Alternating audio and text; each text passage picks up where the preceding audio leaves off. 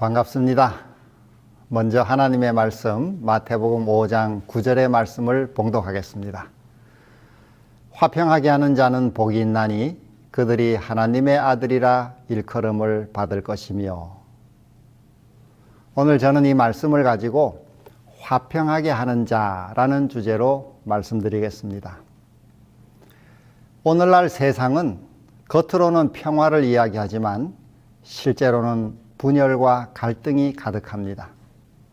세계 곳곳에서 벌어지는 전쟁과 내전, 이념과 가치관의 충돌은 인간의 무능력함을 그대로 보여줍니다. 인류의 역사는 전쟁의 역사라고 해도 과언이 아닙니다.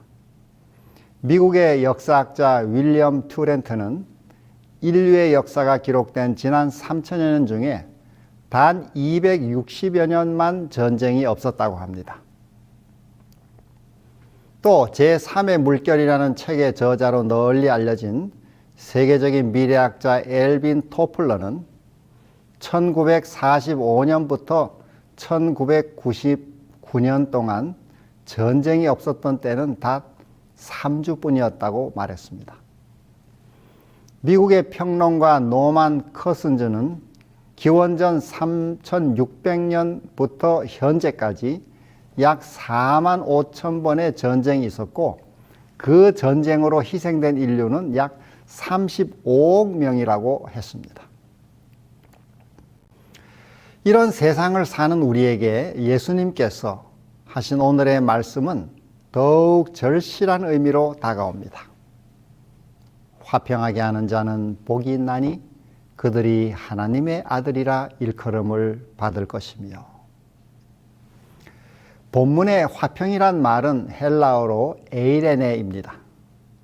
이와 같은 의미의 히브리어는 우리가 잘 아는 샬롬인데 이들 단어의 의미는 평화, 번영, 안녕, 하나됨, 건강, 완전, 안식 등입니다.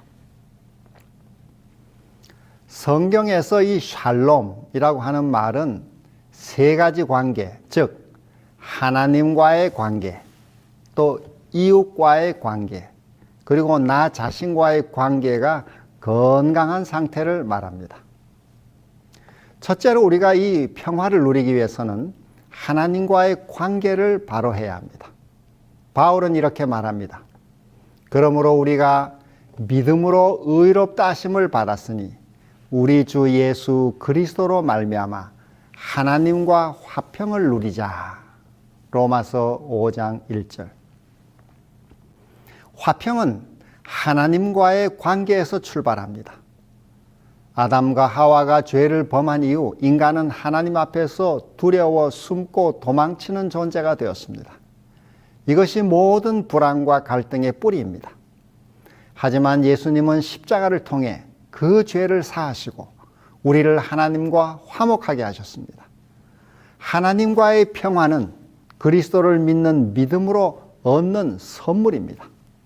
하나님과의 관계가 회복될 때 우리 마음에 참된 평화가 깃들게 됩니다. 삶과 예배가 기쁨이 되고 우리의 기도가 쉼이 되며 말씀이 우리 마음의 안식처가 되는 것입니다. 그래서 욥은 말합니다. 너는 하나님과 화목하고 평안하라. 그리하면 복이 내게 임하리라. 욥기 22장 21절. 둘째로 이웃과의 관계입니다. 예수님의 십자가는 두 개의 막대기로 되어 있습니다. 이 세로 막대기는 하나님과의 화목을 말하고 이 가로 막대기는 사람과 사람 사이의 평화를 말합니다. 바울은 이렇게 말씀합니다. 그는 우리의 화평이신지라 둘로 하나를 만드사 중간에 막힌 담을 하셨으니. 에베소서 2장 14절. 가정에서, 교회 안에서, 직장에서 다른 사람과 마음에 이 벽이 생기면 우리는 고립감을 느끼게 됩니다. 하지만 예수님은 우리에게 말씀하십니다. 화평하게 하는 자가 복이 있다. 예수님은 말씀만 하신 것이 아니라 직접 화평의 길을 걸으셨습니다. 욕을 당하셔도 욕하지 않으셨고 억울하게 재판을 받으셔도 침묵하셨으며 자기를 못 박는 자들을 위해 저들을 용서하소서라고 기도하셨습니다. 그래서 바울은 우리에게 말씀합니다. 할 수 있거든 너희로서는 모든 사람과 더불어 화목하라. 로마서 12장 18절. 모든 사람과 더불어 화평함과 거룩함을 따르라. 이것이 없이는 아무도 주를 보지 못하리라. 히브리서 12장 14절. 이런 화평을 구하는 기도가 바로 성 프란시스의 평화를 위한 기도입니다. 잘 아시는 내용이지만 제가 천천히 읽어보겠습니다. 주여 나를 평화의 도구로 써 주소서. 미움이 있는 곳에 사랑을, 상처가 있는 곳에 용서를, 분열이 있는 곳에 일치를, 의혹이 있는 곳에 믿음을, 절망이 있는 곳에 희망을, 어둠이 있는 곳에 빛을, 슬픔이 있는 곳에 기쁨을 심게 하소서. 주여 위로받기보다는 위로하며 이해받기보다는 이해하며 사랑받기보다는 사랑하게 하여 주소서. 우리는 줌으로써 받고 용서함으로써 용서받으며 죽음으로써 영생에 들어가기 때문입니다. 아멘. 이 기도가 우리의 이웃과의 관계가 되기를 소망합니다. 셋째로 자기 자신과의 관계가 건강한 상태가 샬롬입니다. 많은 사람들이 자기 자신과의 갈등 속에 살아갑니다. 나는 왜 이렇게 못났을까? 다른 사람처럼 잘하지 못하는 내가 싫어.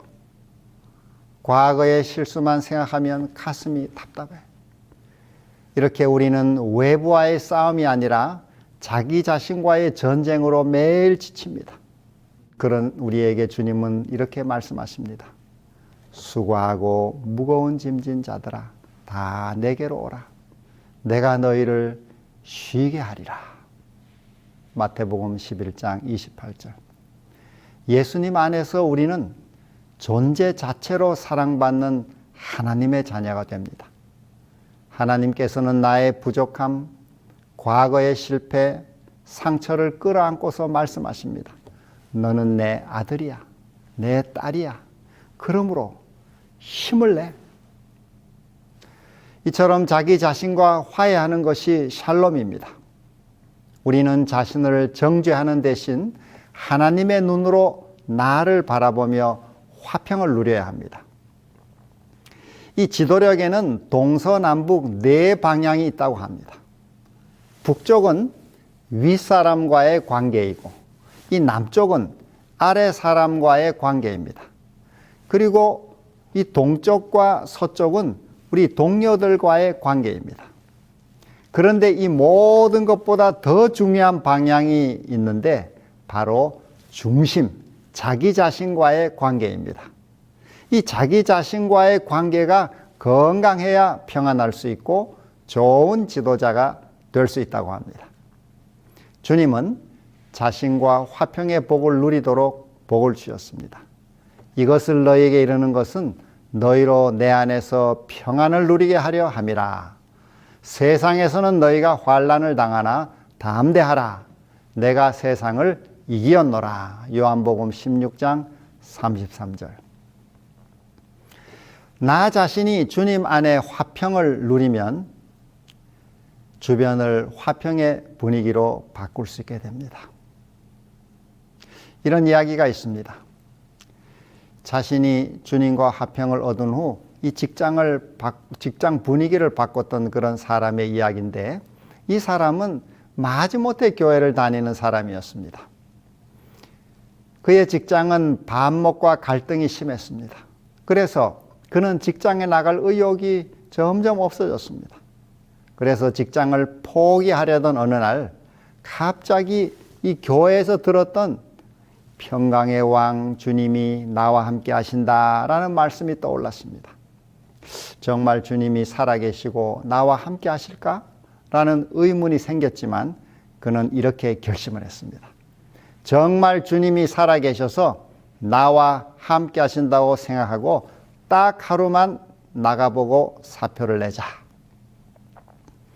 그래서 그는 직장에 출근해서 동료들과 말하고 일할 때 주님을 의지하고 주님의 임재를 의식하면서 말하고 행동했습니다. 그렇게 했더니 그의 말과 태도가 달라졌습니다. 동료들이 왜 너의 태도가 변했느냐라고 물었습니다. 그렇게 하루를 기분 좋게 지냈습니다. 다음 날 그는 하루만 더 이렇게 지내보자 하고 결심했습니다. 그리고 주님께 도움을 청하는 기도를 드렸습니다.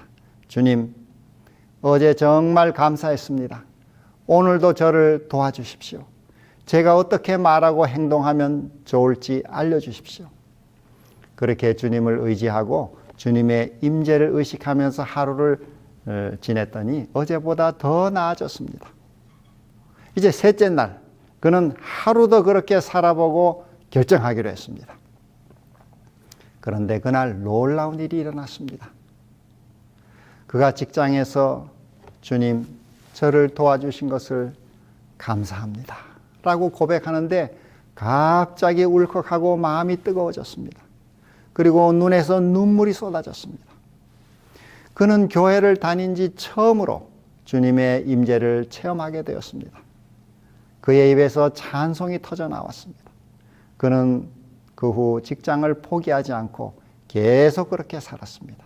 이 직장 동료들이 그의 변화된 모습을 보게 되었고 그를 통해서 직장 전체가 화평의 분위기로 완전히 바뀌게 되었습니다. 사랑하는 여러분, 어떻게 화평케 하는 사람이 될 수 있을까요? 앞에서 살펴본 대로 이 팔복의 구조는 뒤의 복은 앞의 복의 결과라는 것입니다. 즉, 화평케 하는 자가 되는 비결은 앞의 복들을 실천하는 것입니다. 마음이 가난한 자가 되어야 하고 자기 죄로 인해 애통해하는 자가 되어야 합니다. 또한 온유하고 의에 줄이고 목마른 사람이 되어야 하고 남을 긍휼히 여겨야 합니다. 그리고 마음이 청결함으로 하나님을 볼 수 있는 그 사람이 바로 화평케 하는 자가 될 수 있습니다. 본문에 화평케 하는 자라는 말은 헬라어로 에이레네 포이오스라고 합니다. 이 말은 평화, 앞서 보신 평화를 가리키는 에이레네와 행동하다, 만들다라는 포이오스가 합쳐진 말입니다. 화평케 하는 자라는 의미는 화평을 행동으로 옮기는 사람, 영어로 피스메이커입니다. 예수님은 화평한 자는 복이 있다고 말씀하시지 않고 화평하게 하는 자가 복이 있다고 말씀합니다. 우리는 화평한 사람이 되는 것뿐 아니라 화평을 이루어내는 사람, 불신과 불화, 다툼과 전쟁을 제거하고 화평을 만들어내는 피스메이커가 되도록 부름을 받았습니다. 왜냐하면 우리가 믿는 하나님은 화평의 하나님이기 때문입니다. 고린도후서 13장 11절에 사랑과 평강의 하나님이 너희와 함께 계시리라. 이 평강의 하나님이십니다. 예수님도 평강의 왕이라고 말씀합니다. 이는 한 아기가 우리에게 낳고 한 아들을 우리에게 주신 바 되었는데 그의 이름은 평강의 왕이라 할 것임이라. 이사야 9장 6절. 또한 이 화평은 성령의 열매입니다. 오직 성령의 열매는 사랑과 희락과 화평과 오래 참음과 자비와 양선과 충성과 온유와 절제니 이 같은 것을 금지할 법이 없느니라. 갈라디아서 5장 22절 23절. 그러므로 우리가 믿는 이 삼위 하나님은 모두가 다 이 평화의 하나님, 화평의 하나님입니다. 우리는 평화의 하나님을 모시고 화평하게 하는 사람이 되어야 하겠습니다. 평강의 왕이신 예수님은 우리를 하나님과 화목하게 해주셨고 우리 인간 사이에도 화평하게 해주셨습니다. 그리고 우리에게 화목하게 하는 직분을 맡겨주셨습니다. 바울은 말합니다. 모든 것이 하나님께로서 났으며 그가 그리스도로 말미암아 우리를 자기와 화목하게 하시고 또 우리에게 화목하게 하는 직분을 주셨으니 곧 하나님께서 그리스도 안에 계시사 세상을 자기와 화목하게 하시며 그들의 죄를 그들에게 돌리지 아니하시고 화목하게 하는 말씀을 우리에게 부탁하셨느니라. 고린도후서 5장 18절 19절. 그러면 화평하게 하는 자가 받을 복은 무엇입니까? 예수님은 말씀하셨습니다. 그들이 하나님의 아들이라 일컬음을 받을 것이다. 여기서 아들이라는 이 말은 단지 혈통이 아닌 하나님의 성품을 닮은 존재, 그분의 사역에 참여하는 자를 의미합니다. 왜 화평하게 하는 사람이 하나님의 아들일까요? 그것은 그가 하나님의 성품을 닮았기 때문입니다. 하나님은 화평의 하나님이십니다. 창세기에서부터 요한계시록까지 하나님은 언제나 깨어진 관계를 회복하시고 잃어버린 것을 찾는 분이십니다. 그런 하나님의 마음을 닮은 사람에게 주님은 너는 내 아들이다, 내 딸이다 라고 말씀하십니다. 화평하게 하는 사람이 하나님의 자녀가 되는 것은 또한 그가 하나님의 사역에 동참하기 때문입니다. 예수님은 우리를 위한 화목제물이 되셔서 우리를 하나님과 다시 하나가 되게 하셨습니다. 우리가 사람들 사이에 화평을 이루면 우리는 그리스도의 사역에 동참하는 것입니다. 하나님은 그런 우리를 친히 그분의 자녀로 인정하십니다. 세상은 끊임없는 다툼과 분열 속에 있습니다. 그런 세상에서 화평하게 하는 사람은 하나님의 통치와 성품을 드러내는 살아있는 증인입니다. 즉 하나님의 나라가 그 마음에 임한 것이고 또 우리의 이 공동체에 임하게 되는 것입니다. 증언은 이렇게 말씀합니다. 하나님과 동료 인간들로 더불어 화목하게 지내는 사람은 불행해질 수 없다. 하나님과 조화를 이룬 사람은 하늘의 평화에 참여한 자이며 그 복된 가마를 사방으로 널리 퍼뜨리게 될 것이다. 평화의 정신은 그들이 하늘과 연결되어 있다는 증거이다. 산상보훈 28.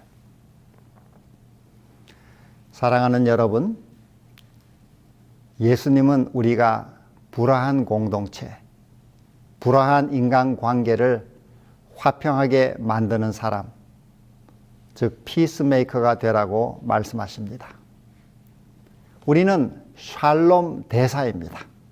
가정에서, 직장에서, 교회에서 작은 말 한마디로 갈등을 풀고 또 중보의 기도로 오해를 씻어내고 진심 어린 미소로 상처를 감싸는 평화의 사도로 살아가도록 부름받았습니다. 화평하게 하는 자는 복이 있나니 그들이 하나님의 아들이라 일컬음을 받을 것이며, 특별히 이 말씀은 말세를 살아가는 우리에게 꼭 필요한 말씀입니다. 종말이 가까울수록 사람들의 이 마음이 점점 사납게 될 것이라고 성경은 예언하고 있습니다. 너는 이것을 알라. 말세에 고통하는 때가 이르리니 사람들이 무정하며 원통함을 풀지 아니하며 모함하며 절제하지 못하며 사나우며. 디모데후서 3장 1절로 3절. 이처럼 말세는 점점 화평이 사라지는 시대입니다.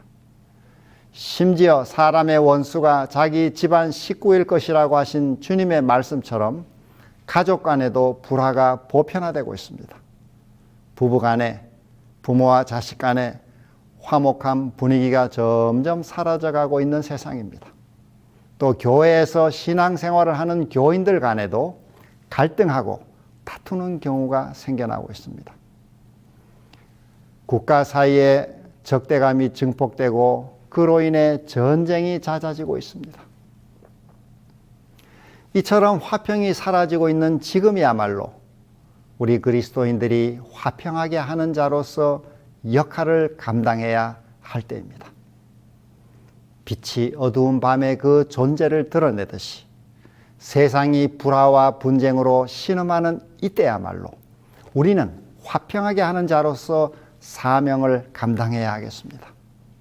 우리 모두 살롬 대사로서 화평하게 하는 자는 복이 있나니 그들이 하나님의 아들이라 일컬음을 받을 것이며 라는 주님의 말씀을 마음에 새기고 매일의 삶 속에서 실천하는 우리 모두가 되시기를 소망합니다. 사랑하는 여러분, 우리 각자가 자신의 자리에서 이 말씀을 충실하게 실천할 때 우리는 위대한 삶을 사는 것입니다. 그러면 어디에서부터 시작해야 할까요? 라틴어 속담에 솔비투르 암불란도라는 말이 있습니다. 그 뜻은 걸어나가면 해결된다, 움직이면 답이 나온다, 행동하면 답이 나온다, 또 이론보다 실천이 해답이다 라는 뜻입니다. 신앙생활은 현재 내가 알고 있는 것부터 시작하면 됩니다. 내가 받은 빛을 따라 하나하나 작은 것부터 순종하면 점점 더 밝은 빛을 얻게 됩니다.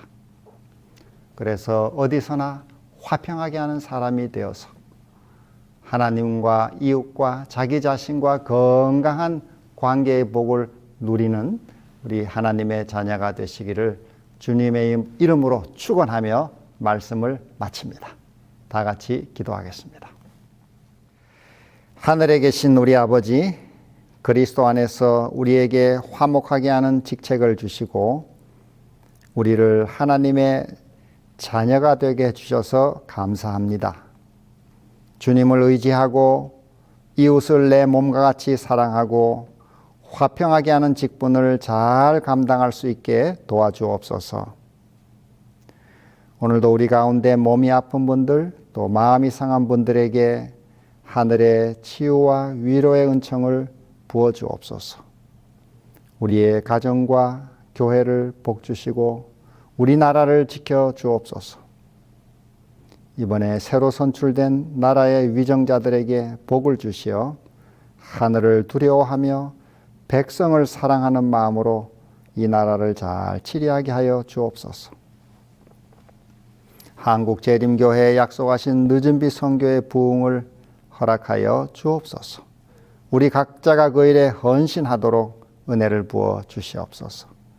다가오는 한 주의 삶도 주님의 은혜로 선히 인도해 주시기를 비오며 예수님의 이름으로 기도하옵나이다. 아멘.